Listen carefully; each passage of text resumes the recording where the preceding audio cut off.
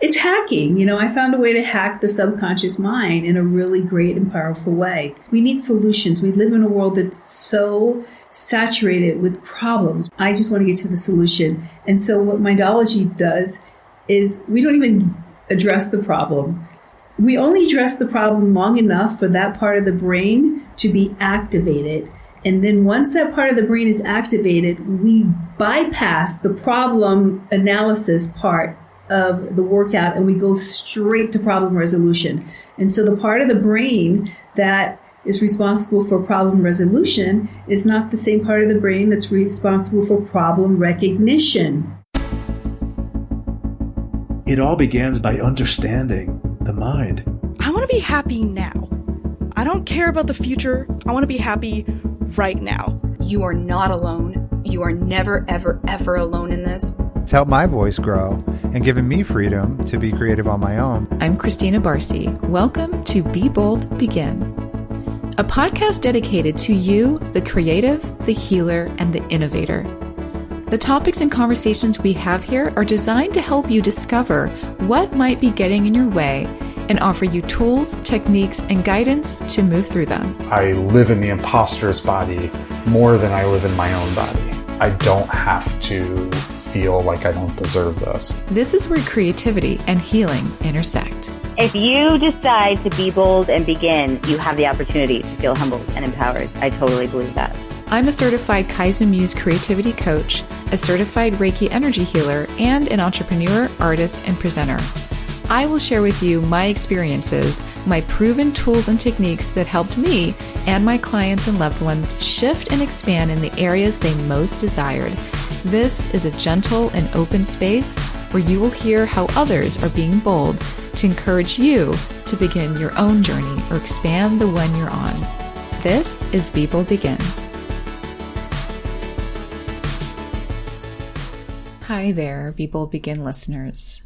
Before I get to the episode today, I do want to take a moment to address the June 24th Supreme Court decision to overturn Roe v.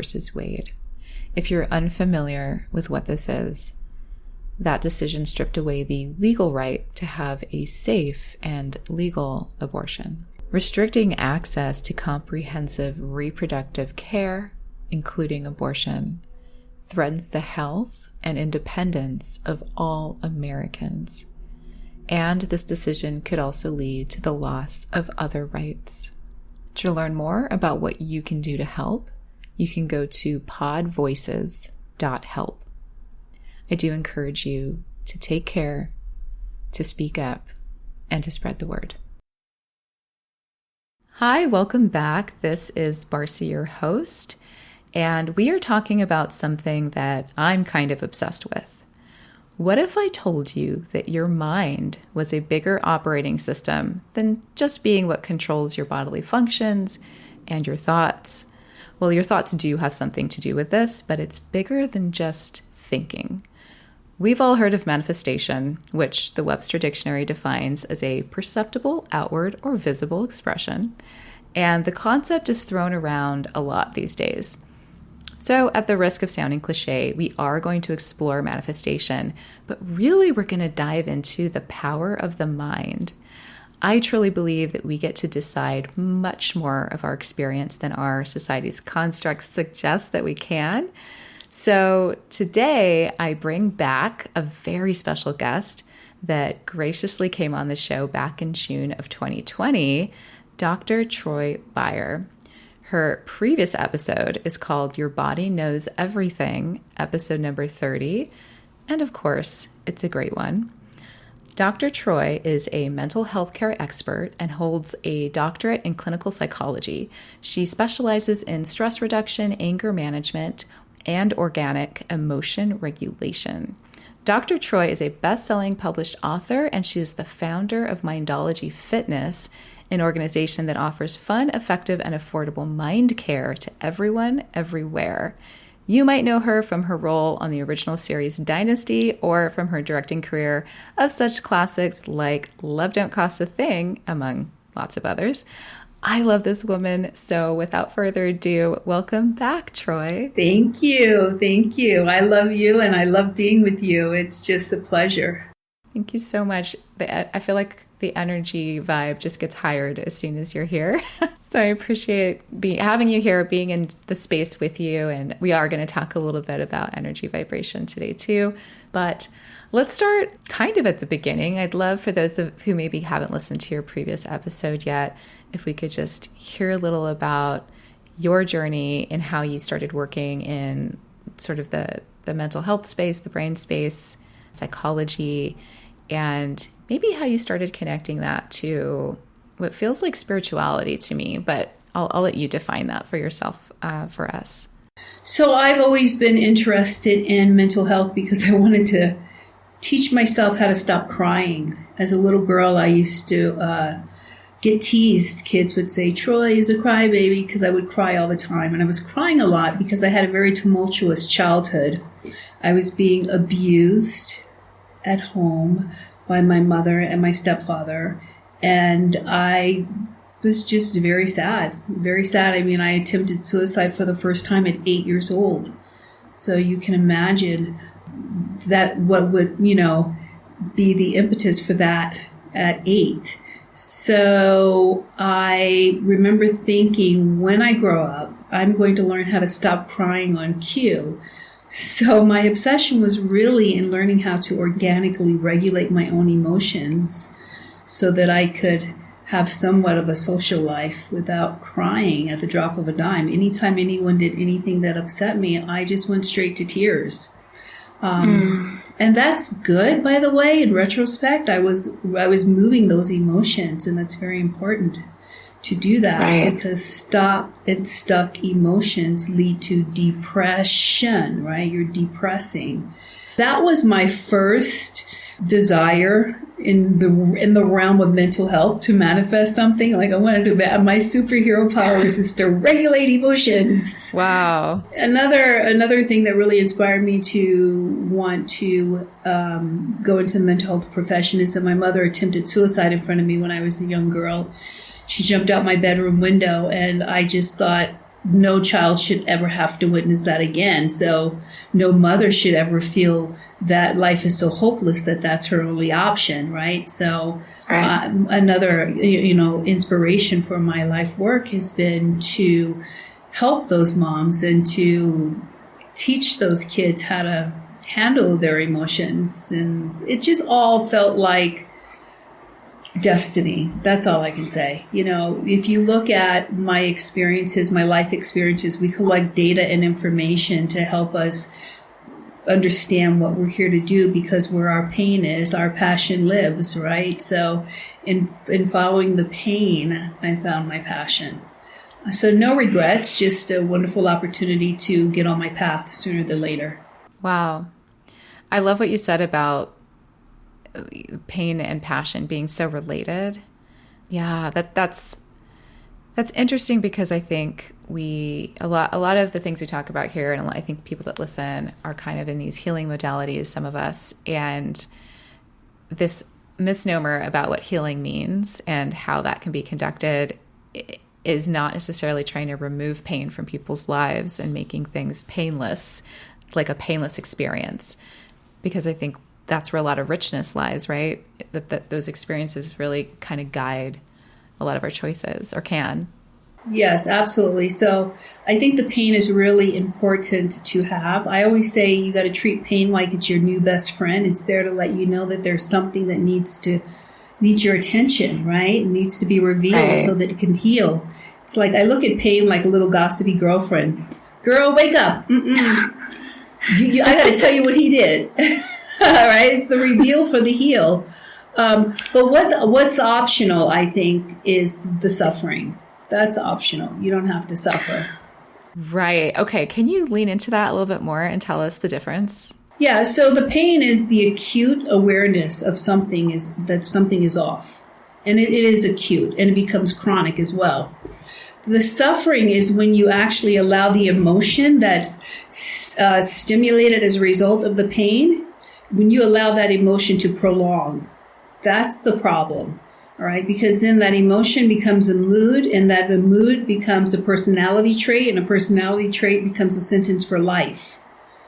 So you really need to understand the difference between the pain, the suffering, and drawing a line down the middle, right? That's really, I love the clarity around the pathway of how it can kind of snowball and how we can start to sometimes identify with our pain journey and our suffering and turn it into who we are. Right. And the access to interrupting the suffering is to be okay with the pain, like to embrace it. Don't resist it, because the suffering is in the resistance. It's like skid marks. So you want to really embrace that pain. Like in MindologyFitness, we have a section where I ask people to distinguish. First, we locate where the pain is, and then we give it its own identity, because when we can give our pain its identity and separate it from our identity, then it gives us a different kind of power in the resolution process. So now a new thing I've just started including is asking them to ask your pain what its name is. It has a name. And so when you can give it a name and really start building that identity and distinguish it from yours, there's so much power. I love that. I do that exercise with fear, where we personify it. We maybe draw a picture of what it looks like and assign it a name and decide on how we want to pursue that relationship. So that's so interesting. I think it works for things that we have to continue to develop relationships with, like our pain and our fear. Can you talk to us a little bit more about how you work with people in the MindologyFitness program? Because we're touching on it a little, so I would love for you to share more. Yeah, so MindologyFitness is a program that really is designed to bypass the conscious mind and have an impact on the subconscious mind, which is responsible for 97% of our behavior. So my thought was, why would I ever want to interact with 3% of, the part of the mind that's responsible for my behavior, which is the conscious mind? So that's talk therapy, right? And you can talk someone to death as far as I'm concerned. So I started designing ways to bypass that gateway and gain access directly into the subconscious mind in order to create lasting behavioral changes. And that's what Mindology does, but I do it in a very fun and an effective way. It's like doing an aerobics class and you don't even know it, but you've just had a breakthrough on why your father left when you were 5. It's really cool. It's very subtle. It's hacking. I found a way to hack the subconscious mind in a really great and powerful way. And I love it. I'm just designing a program right now. I'm going to be teaching at the Steve and Marjorie Harvey Foundation in Atlanta. And I'm working with single moms. And so I've just found a bunch of different ways to help them distinguish their trigger, to take care of their pain. No one wants to talk about their problems anymore. We need solutions. We live in a world that's so saturated with problems. You turn on the news, there's no more problems. I'm not interested in problems. I don't even care what your problem is, honestly. I just want to get to the solution. And so what Mindology does is we don't even address the problem. We only address the problem long enough for that part of the brain to be activated. And then once that part of the brain is activated, we bypass the problem analysis part of the workout and we go straight to problem resolution. And so the part of the brain that is responsible for problem resolution is not the same part of the brain that's responsible for problem recognition, right? Wow. So what I have you do is, for that long, I have you think about your problem just to get it activated and to get those cells firing and wiring. And then before you can even engage a second further, I have you do something else, which is a physical posture that has the part of your brain responsible for the resolution go to work, and it's already looking for the resolution before you can even go any further into the problem. Wow, that is... It's mind-blowing, but I can see how that works. But I feel like when we put action, when we're physically doing something, we have to do that thing. Like we can't really do something else at the same time. That multitasking is kind of bullshit, right? Like we can't really do more than one thing at a time. It's very dangerous to do that, by the way. I'm glad you brought that up. That's one of the Well, I say it's one of the reasons we have these degenerative disorders of the brain is because we're activating different regions and we think we're doing it simultaneously as multitasking, but we're not. What we're doing is we're short-circuiting every part of the brain that's trying to. So this part of the brain wants to do that, but now you're doing that, and now you're doing that. And after a lot of that, the brain just gets tired, and we get Parkinson's disease and Alzheimer's. So the worst thing you can do is multitask. You want to allow the neuronal activity of the brain to have some consistency, beginning, end. Okay, that's done. Beginning, end. Okay, that's done. Yeah, no, I'm so glad that you shared that because I wanted to talk about the brain science behind a lot of the things we're going to discuss today, or just sort of the overall topic. The neuroscience of it, I think, really helps us solidify why these things are working and how your methodology specifically hacks the system in a way, like between subconscious and conscious brain. It's fascinating to me that what we supposedly can't control, right, the subconscious mind, is how we've looked at that for a long time, has most of the power, and that we're just starting to tap into ways to harness that. Yeah, that's true. That's absolutely. It has 97% of the power. So That's why are fascinating. we've been living our lives interacting with this 3%. So my 3% is going to work with your 3%. And, it's so limiting. It is. And all behavior, I don't want to be so general. Most of the behavior is governed by the subconscious mind. So why interact with anything but the subconscious mind? So when I want to transform something, I go right to my subconscious mind. Like I've been doing a lot of frequency medicine recently, and it's so great because first you have to distinguish what it is, what that problem is or whatever. And then you find the frequency that will help eliminate that. And it's just so powerful. It's almost like, who needs to talk, dude? Put on a frequency. We're fighting. Put on a frequency. Shut up. Put on a frequency. So I'm really into frequencies too, and vibration. I play with that in my own life, but I don't know that I've had a real conversation with someone about how to do that. Like explain to us what a frequency medicine is. I've never heard it called that, so I'd love to learn more about what you mean. Okay, so just medicine is anything that is a cure for a condition that's undesirable. Let's just get clear about medicine, right? So you have an undesirable condition that's uncomfortable. And so then you bring in a frequency to help disappear that undesirable condition. And so everything is frequency, everything is energy, everything in the planet. So we have a grid, and on the grid, it's like a spider web. And anything that's ever had life has a vibrational frequency to it, even after it's dead. If you look at a body in the coffin, it still has a frequency to it, okay? Because it used to have life. So everything that's ever had life has a frequency. And if you don't believe that, then why would it decompose? It's still got some movement, some action. It doesn't just remain stagnant, right? Like a piece of metal. Right. So everything has a frequency to it. So if you have any kind of challenge, like an illness, you want to say, okay, what is the illness and what is the frequency? Like I'm dealing with a little bit of a cold right now. So I've been using the frequency medicine specifically for colds because colds have a frequency. Cancer has a frequency. Breast cancer has a specific frequency. So when I work with people, I just look to see where they're vibrating, what's going on. And then I find the frequency tone, it's a tonality that would match. And when you have two positives and you bring it together, you get a negative. How do you find the frequency? Like, how do you tap into that? Well, I have very different ways of doing it, but traditionally, or I think not even traditionally, but conventionally right now, the way that people are doing it is they're using music. So if you go on to like YouTube, you can find frequency music that is a match for the kidney if you're dealing with kidney challenges.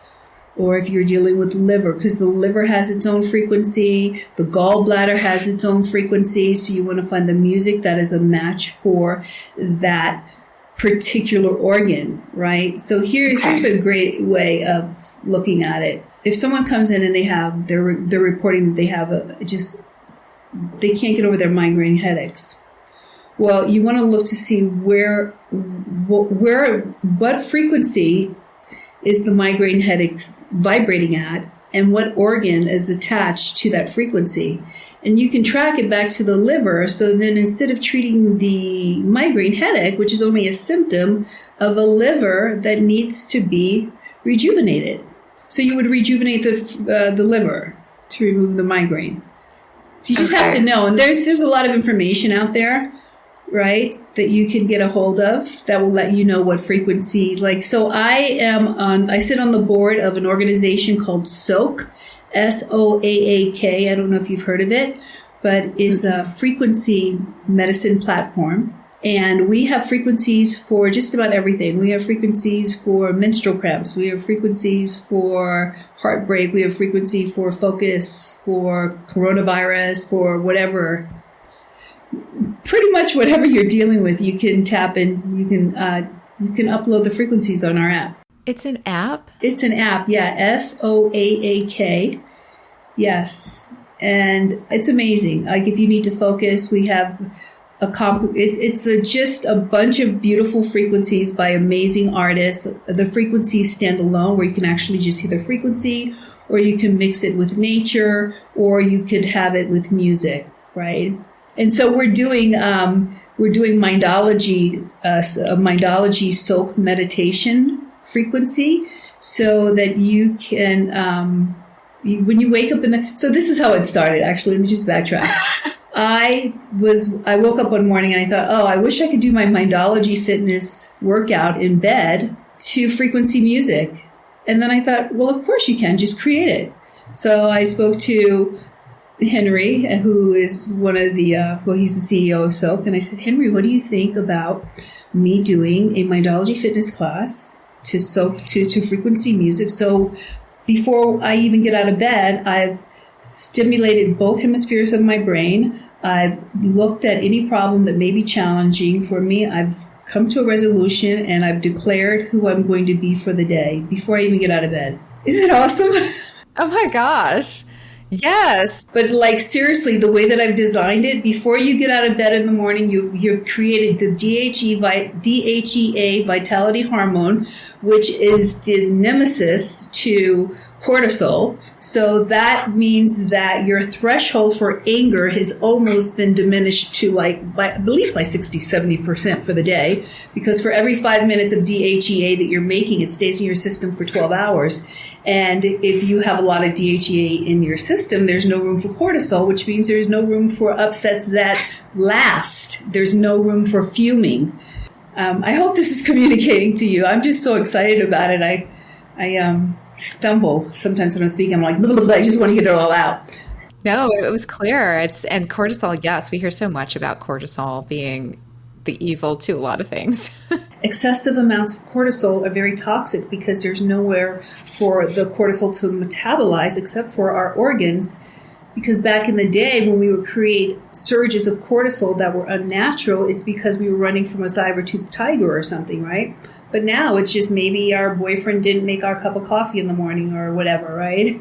So we've got this surge and then it sits there. But if you have a certain amount of DHEA in your system, well, the cortisol and the DHEA, they share the same receptor sites. So if it's all stocked up with DHEA, the cortisol has nowhere to go, right? It won't even actually create itself. It doesn't really exist anymore. I mean, I've created so much DHEA in my system that I can't even get upset when I want to, because for every 5 hours, it stays for every 5 minutes that you're doing these exercises, it stays in your system for 12 hours. And so I have no space for my cortisol to occupy. So it's pretty cool. That is so interesting. I love the approach that you have in these sort of very scientific approaches to how to get to these outcomes that feel so esoteric when we talk about them a lot of the times. Like, emotions, like how often are those discounted as, not meaningful?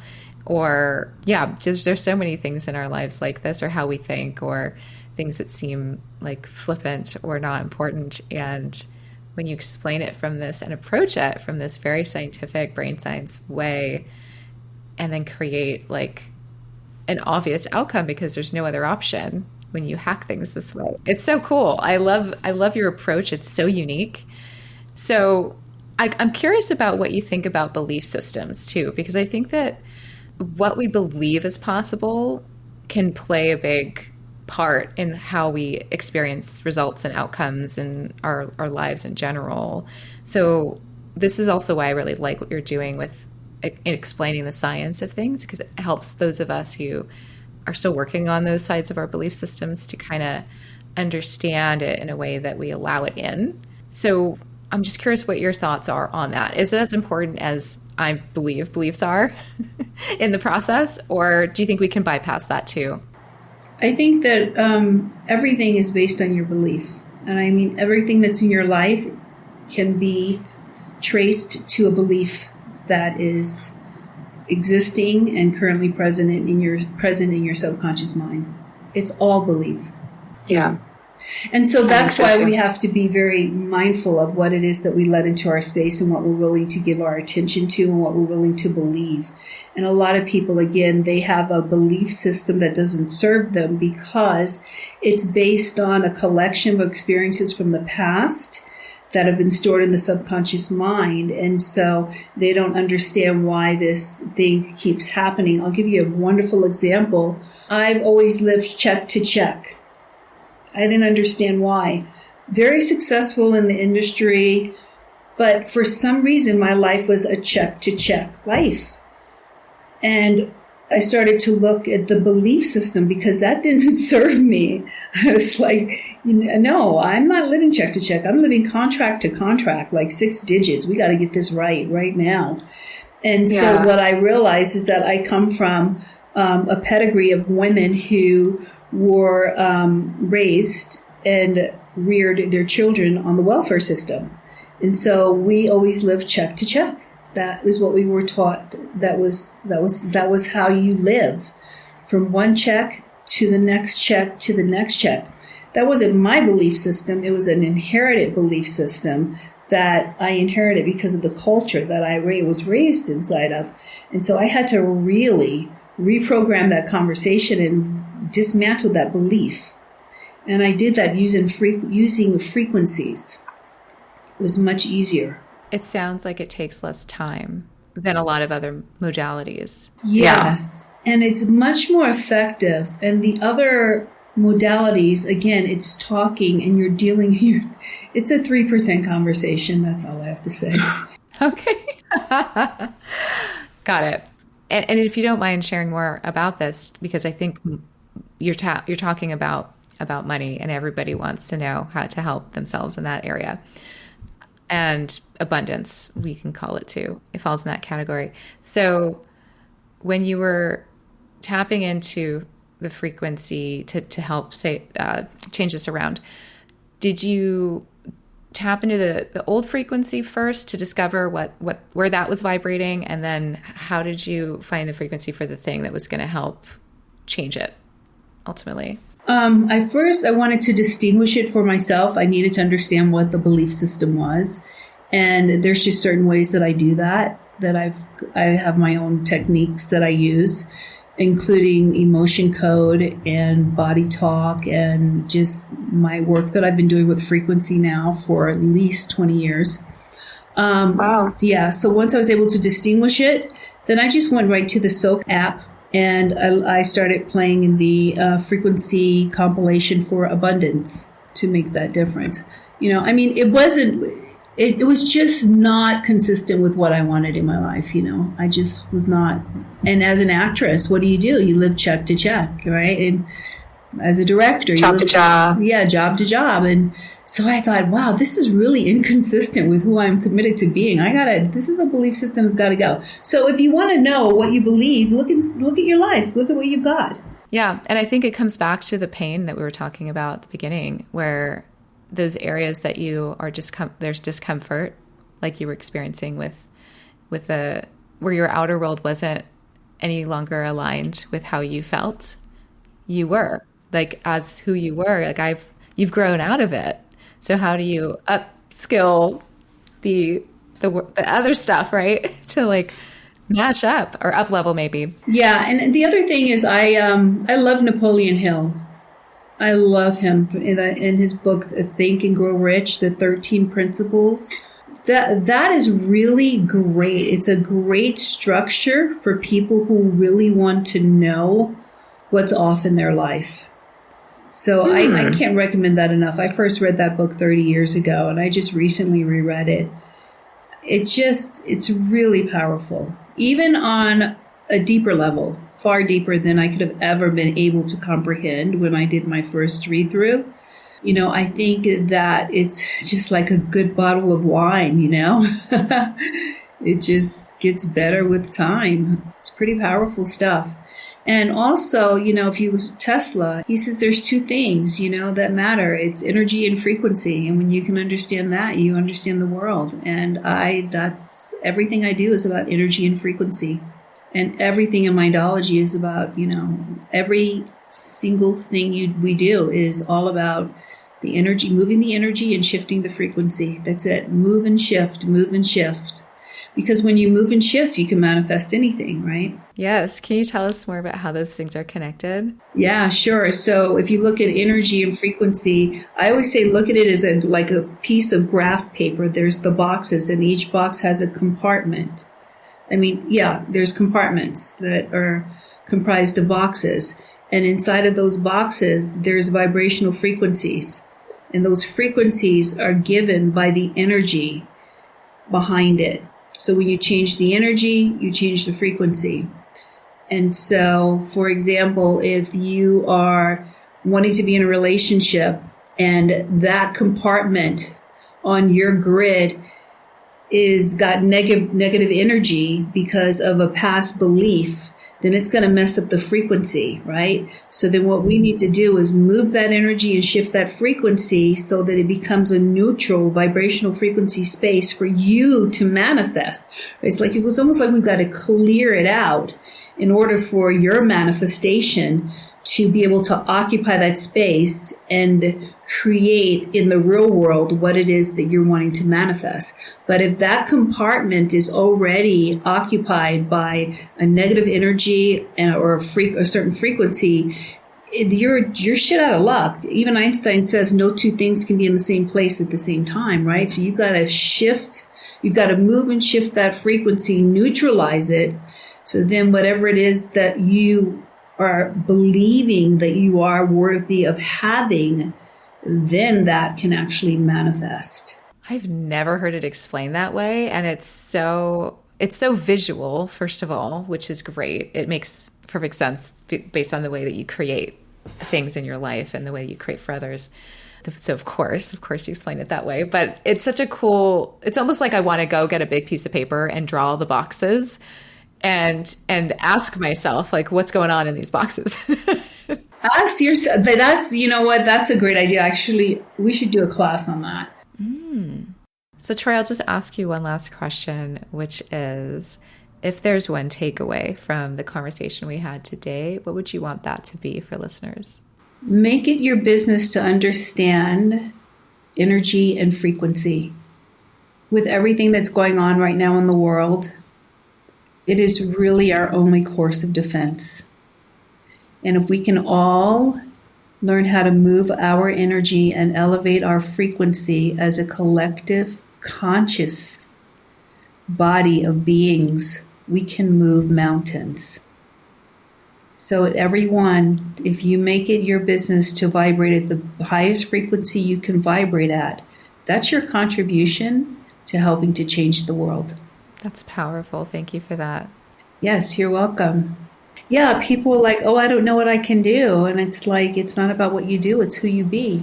Go and become a human being that's vibrating at your absolute highest frequency. And that right there means the world to the world.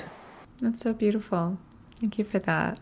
I love that message. So how can we connect with you? How can we learn more about Mindology Fitness and get all the wonderful knowledge that you shared with us today? Thank you. So it's MindologyFitness.com. Also, I have Instagram. It's Dr. Troy _ And for Soak, if you're interested in Soak frequency music, medicine. It's I'm going to have a link on MindologyFitness, so you can actually access it through there. And if you use my name, you get a 70% discount on your first month. Oh, wonderful.